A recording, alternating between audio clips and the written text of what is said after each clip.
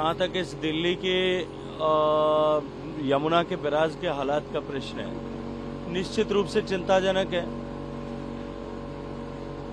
देश में इन सब परिस्थितियों और इन सब समस्याओं की, इन सब चुनौतियों को समाधान के लिए जिस स्तर पर और जिस गति से प्रयास होने चाहिए थे वो नहीं हो पाए, और वो जो एकत्रित बैकलॉग था उसके कारण से इस तरह की चुनौतियां बढ़ी। गंगा में भी ठीक इसी तरह की परिस्थितियां थी। गंगा की मुख्य धारा में 1985 से गंगा एक्शन प्लान जो प्रारंभ हुआ था तब से लेकर के 2014-15 तक माननीय प्रधानमंत्री नरेंद्र मोदी जब प्रधानमंत्री की कुर्सी पर बैठे तब तक टुकड़ों में थोड़े थोड़े एफर्ट्स हुए थे। दिल्ली में यमुना में भी इसी तरह की परिस्थिति थी।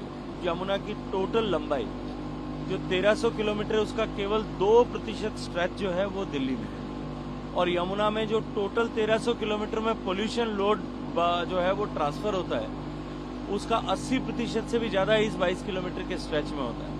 इसलिए यमुना जो कभी इस दिल्ली की स्थापना का कारण रही होगी कि नदियों के किनारे पे सभ्यताएं बसी, शहर बसे, जो इस दिल्ली के लिए वरदान थी वो दिल्ली आज इस यमुना के लिए एक अभिशाप बनी। इस समस्या का समग्र समाधान हो, इस दृष्टि से माननीय मोदी जी के नेतृत्व में देश की सरकार मिशन नमामि गंगे के तहत काम कर रही है। जो 3380 से ज्यादा MLD मिलियन लीटर हर दिन यहाँ सुवेज लोड ट्रांसफर होता है, उसके अध्ययन किया गया, उसमें जो गैप्स थे उनको आइडेंटिफाई किया गया।